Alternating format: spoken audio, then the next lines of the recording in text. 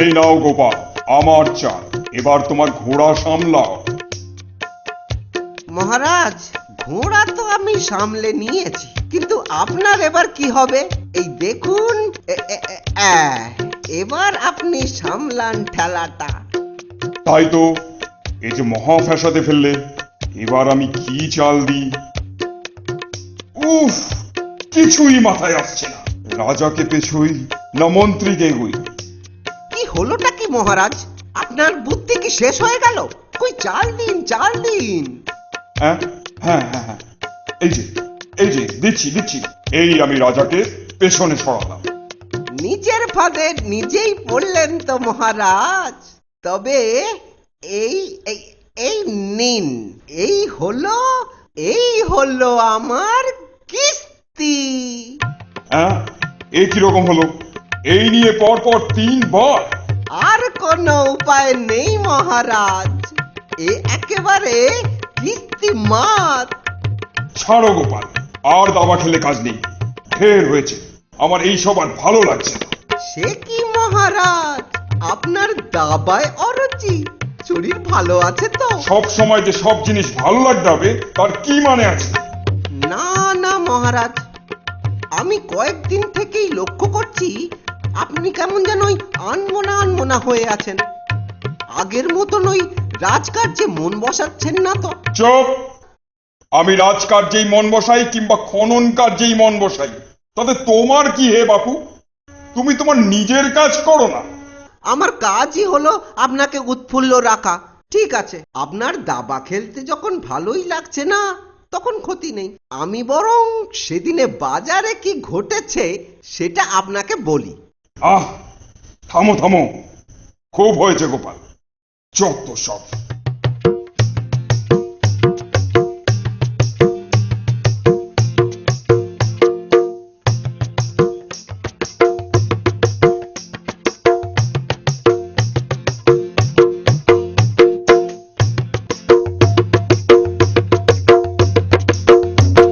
দেখো গোপাল, তোমাকে অনেক দিন ধরেই একটা কথা বলবো বলবো ভাবছি।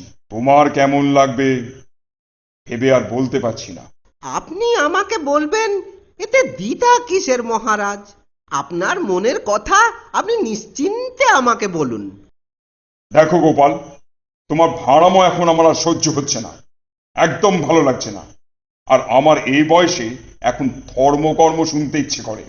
কি বললেন মহারাজ? ধম্মকথা? হ্যাঁ তাই, সে কারণে আমি সিদ্ধান্ত নিয়েছি যে এখন থেকে আমার সঙ্গী হবেন একজন ধর্মগুরু। তাহলে আমি মহারাজ? উপস্থিত আমার এখন তোমাকে প্রয়োজন নেই। তুমি তো আর আমাকে ভাড়ামির জায়গায় ধর্ম কথা শোনাতে পারবে না। কাকের মুখে কোকিলের গান বেরোয় না। সুতরাং তোমার চুপ করে থাকাই ভালো। আপনারা প্রত্যেকেই আমার শুভাকাঙ্ক্ষী। আপনাদের কাছে আমার অনুরোধ রইল, আপনারা আমার জন্য যেখান থেকে পারেন একজন সদ্গুরু নিয়ে আসুন। বাকি জীবনটা আমি ধর্মকর্ম করেই কাটাবো বলে স্থির করেছি।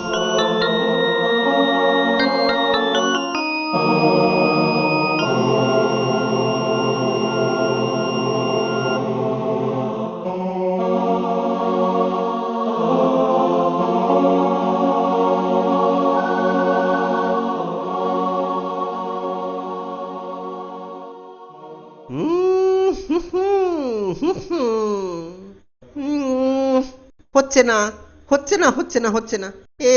এভাবে হবে না, এভাবে হবে না। পেয়েছি। বলি এসব শুরু করেছো নাকি? হ্যাঁ শুনি। বুড়ো বয়সে ভীমরতি নাকি? যত দিন যাচ্ছে ছেলে মানুষীপনা তোমার বেড়েই চলেছে। 2-3 দিন রাজবাড়ি যাওনি, নাওয়া খাওয়া সব ছেড়ে দিয়েছো। বলি এসব হচ্ছেটা কি শুনি? রাজবাড়িতে না গেলে খাওয়া হবে কি করে? কিছু না, কিছু না, কিছু না। শুধু ভাবছি, শুধু ভাবছি, ভাবছি আর ভাবছি, ভাবছি আর ভাবছি। এই তোমার ভাবার বহর? এত ভাবলে তো পাগল হয়ে যাবে। পাগলামিরা দেখলে কি? যেদিন তপস্যার নামে ওই গাছে উঠে এক ঠ্যাঙে ঝুলবো, বুঝলে? এক ঠ্যাঙে ঝুলবো, সেদিন দেখবে ওই পাগলামি কাকে বলে।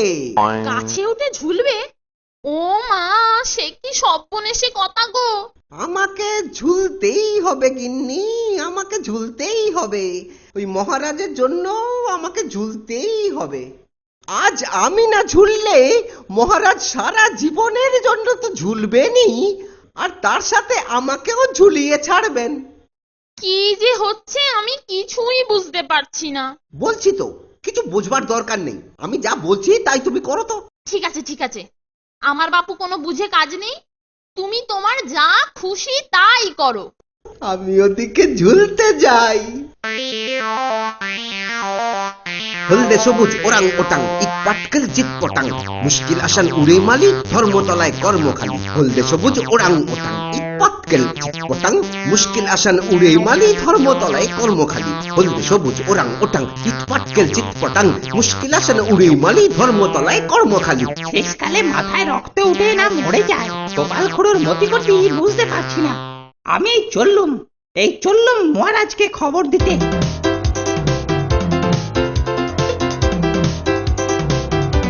মহামন্ত্রী, গোপালের কি হলো বলো দেখি। এতদিন তো সে অনুপস্থিত থাকে না, আমি বড়ই চিন্তায় পড়ে গেছি।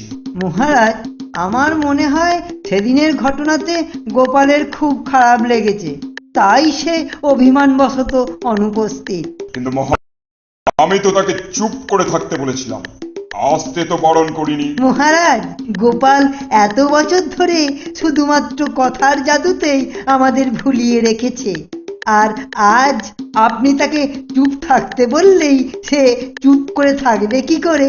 সেদিন আমার মাথায় কি যে হয়েছিল, আর আজ তার এই কদিনের অনুপস্থিতি আমি সহ্য করতে পারছি না। এই, কে আছিস?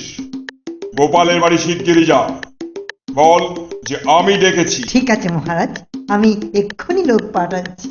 মহারাজের জয় হোক। মহারাজ, একটি লোক গোপালের গাঁ থেকেই এসেছে, বলছে কি সংবাদ দেবে। তাকে আমার কাছে হাজির করো। তোমার নাম কি? মহারাজ, আমার নাম ক্যাবলা, মানে কেবল চন্দ্র। আমি আপনার গোপালের গাঁ থেকে আসছি। কি খবর নিয়ে এসেছো? মহারাজ, গোপাল খুড়োর খুবই বিপদ। বিপদ? কিসের বিপদ? আগে মহারাজ, গোপাল খুড়ো সেই সকাল থেকে এক পায়ে দড়ি বেঁধে মাথা নিচু করে গাছ থেকে ঝুলছে। ওর গিন্নি বললে খুড়ো নাকি প্রচন্ড তপস্যা করছে। তপস্যা? হ্যাঁ মহারাজ, তাই তো শুনলাম। কিন্তু এই বয়সে অতক্ষণ মাথা নিচু করে ঝুলে থাকলে খুড়ো যে বমি করে মাথায় রক্ত উঠে মরে যাবে। তাই বলছিলাম কি, এখনো তাড়াতাড়ি গেলে হয়তো গোপাল খুড়োকে বাঁচানো যাবে। মহারাজ, দয়া করে কিছু একটা করুন মহারাজ। ব্যাপারটা কি একবার তদন্ত করতে হচ্ছে। মহামন্ত্রী, আপনি একজন প্রহরীকে এই লোকটির সাথে পাঠান, সে গিয়ে আসল ব্যাপারটা দেখে আসুক। ঠিক আছে মহারাজ, আমি এক্ষুনি লোক পাঠাচ্ছি। পেয়াদা, গোপালের খোঁজ নিয়ে এসো। জি হুজুর, এক্ষুনি খবর আনছি।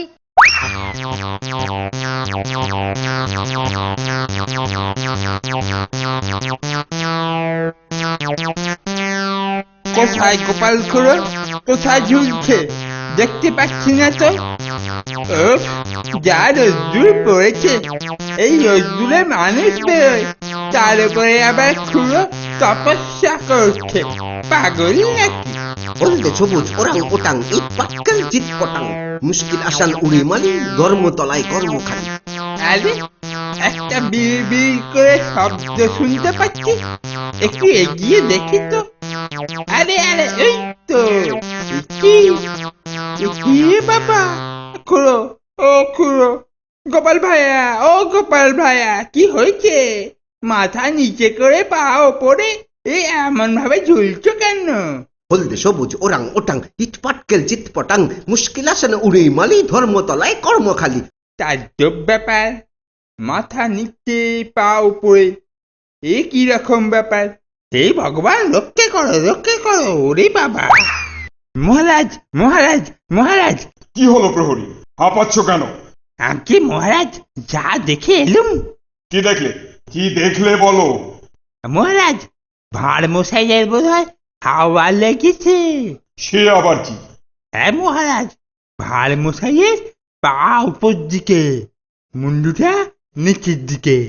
কিন্তু তিনি বেঁচে আছেন। হ্যাঁ, কি করে বুঝলে? তিনি আমাদের জুলজুল জুলজুল করে দেখছিলেন। তাহলে তো একবার সত্যিই দেখতে হয় গোপালকে কোন ব্যামোয় ধরেছে। মহামন্ত্রী, আমার রথ তৈরি করতে বলুন, আমি নিজের চোখে পুরো ব্যাপারটা দেখতে চাই।